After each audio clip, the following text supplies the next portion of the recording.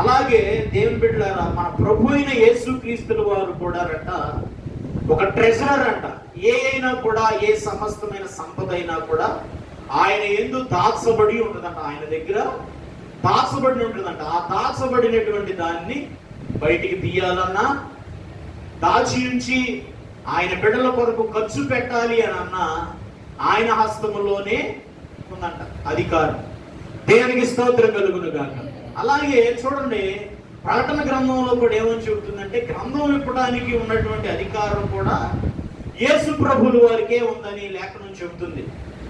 గ్రంథం విప్పడానికి వధింపబడినటువంటి గొర్రె పిల్ల కొదమ సింహమై తిరిగి వచ్చి ఆ గ్రంథాన్ని విప్పడానికంటే అధికారం పొందుకున్నటువంటిదిగా యేసు ప్రభువుల వారికి ఉన్నటువంటి అధికారం అంట.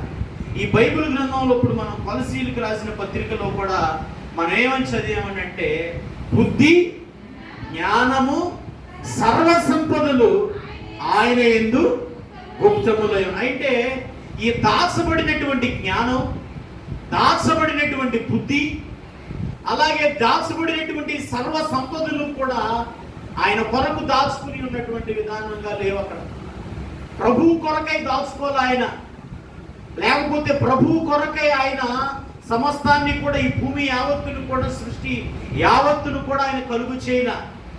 యేసు ప్రభువుల వారు దీన్ని చూసి ఆనందించడానికి కానీ, యేసు ప్రభువుల వారు లేకపోతే ఈ సృష్టిని చూసి ఆనందించి ఇది నా కొరకే, ఇప్పుడు మనం గృహాన్ని కట్టుకున్నాం అనుకోండి, దానిలో మనం నివసించడానికై మనం కట్టుకుంటాం.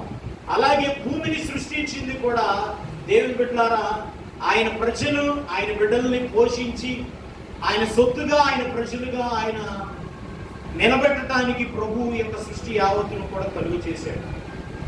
దేవునికి స్తోత్రం కలుగునుగా.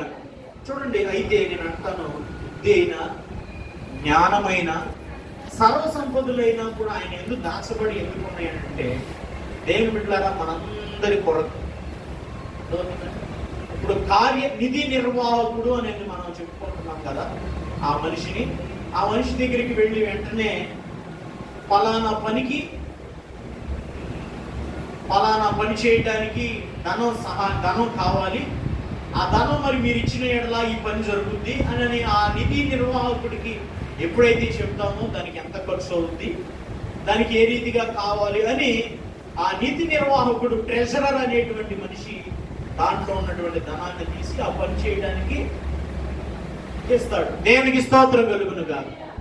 అలాగే యేసు ప్రభువుల వారి దగ్గరికి వెళ్ళి మనకు కావలసినటువంటి, మన అవసరతకు సరిపడేటువంటి, మన అవసరతకు, జీవన మనుగడకు కావలసినటువంటి బుద్ధి అయినా, జీవన మనుగడకు కావలసినటువంటి జ్ఞానం అయినా, జీవన మనుగడకు కావలసినటువంటి సర్వ సంపదలైనా, మరి ఏదైనా ఆర్థిక పరిస్థితి అయినా, ఆరోగ్యమైనా, మరి ఏ పరిస్థితి అయినా కూడా దేవుని బిడ్డలారా ట్రెజరర్ అయి ఉన్నటువంటి యేసు ప్రభువుల వారి దగ్గరికి మనం వెళ్ళి కావలసినటువంటి ఆ ధననిధిని మనం వేడుకోవాలట, ప్రార్థన చేయాలి. దేవునికి స్తోత్రం కలుగునుగా.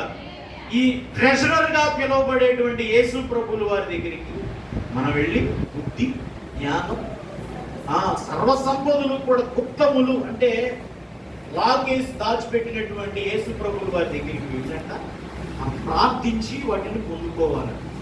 దేవునికి స్తోత్రం కలుగునుగా. అంటున్నారండి, ఈ దాచబడినటువంటి, ఈ గుప్తములై ఉన్నటువంటి ఈ ధననిధినంట ఆయన దగ్గర నుంచి మనం పొందుకోవాలి. దేవుని బిడ్డలారా, ఇంకొక వాక్యాన్ని చదివిస్తాను చూడండి. అపోస్తుల కార్యాలు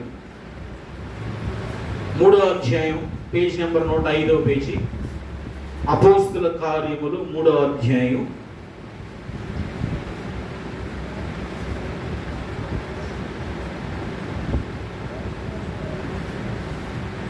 మొదటి నుంచి చదువుదాం. 3వ అధ్యాయం మొదటి వచనం నుంచి, పేజీ నెంబర్ 105వ పేజీ. అపోస్తుల కార్యములు 3వ అధ్యాయం 1వ వచనం. పగలు ప్రార్థన కాలమున పేతురును యోహానును దేవాలయమునకు ఎక్కి వెళ్ళుచుండగా పుట్టినది మొదలుకుని కుంటివాడైన ఒక మనుషుడు మోసుకొని పోవుచుండబడెను.